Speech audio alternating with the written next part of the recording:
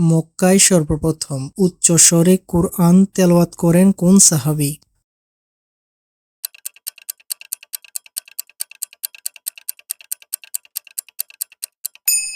আব্দুল্লাহ ইবনু মাসউদ রাদিয়াল্লাহু। কুরআনই ছিল রাসূলুল্লাহ সাল্লাল্লাহু আলাইহি ওয়াসাল্লামের চরিত্র, এই কথাটি কে বলেছেন?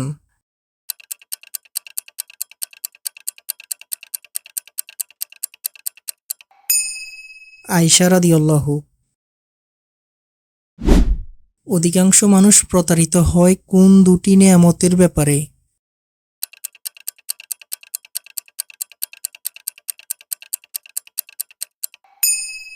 সুস্থতা ও অবসর। আল্লাহর নিকট সবচেয়ে নিকৃষ্ট স্থান কোনটি?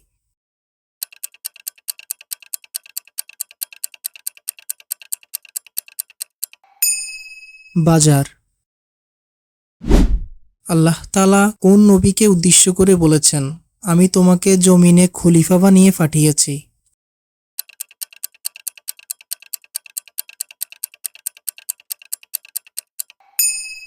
দাউদ আলাইহিস সালাম। কোন সূরায় রাসূলুল্লাহ সাল্লাল্লাহু আলাইহি সাল্লামের নাম আহমদ নামে উল্লেখ করা হয়েছে?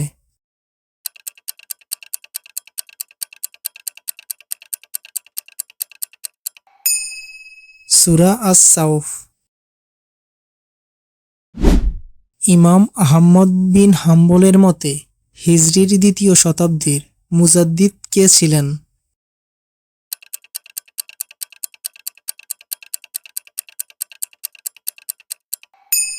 ইমাম শাফি রাদিয়াল্লাহু।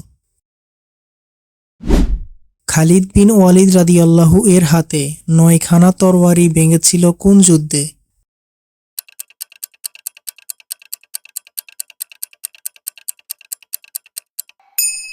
মুতার যুদ্ধে।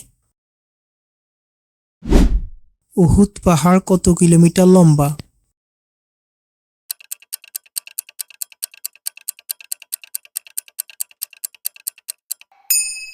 ৭ কিলোমিটার। মসজিদে হারাম ও মসজিদে আকসা নির্মাণের মাঝে কত বছরের ব্যবধান ছিল?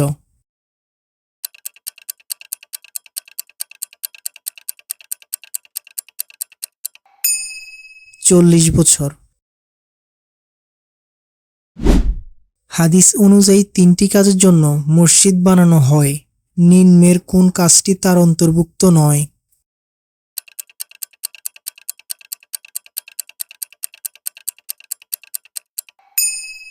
গবেষণা করা।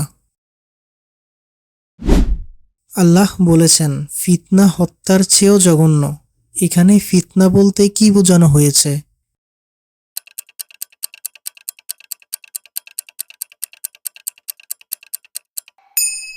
শিরক। রাসূলুল্লাহ সাল্লাল্লাহু আলাইহি সাল্লামের কোন স্ত্রী তার ফুফাতো বোন ছিল?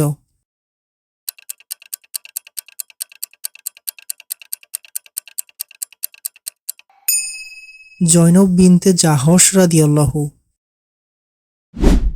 আয়াত সংখ্যার দিক থেকে সবচেয়ে কম আয়াত সম্বলিত ফারা কোনটি?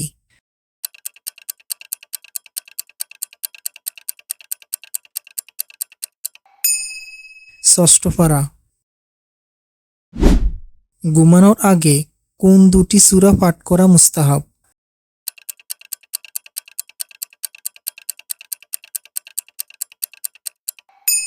সূরা ফালাক ও সূরা নাস। পবিত্র কোরআনে শিশুকে বুকের দুধ কত বছর পর্যন্ত খাওয়াতে বলা হয়েছে?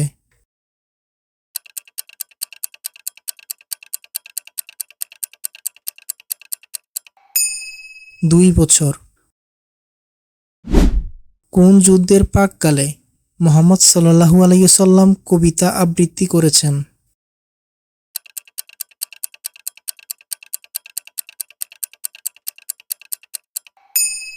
খন্দকের যুদ্ধে। কোরআনের আলোকে আল্লাহকে ভালোবাসার একমাত্র শর্ত কি?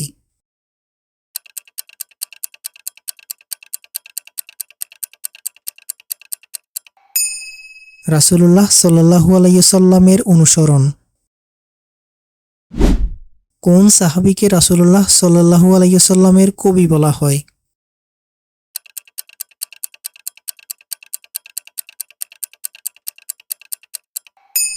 হাসসান বিন সাবিত রাদিয়াল্লাহু।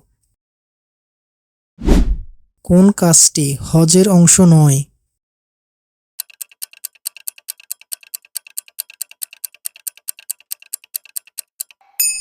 রাসূলুল্লাহ সাল্লাল্লাহু আলাইহি সাল্লামের কবর জিয়ারত করা।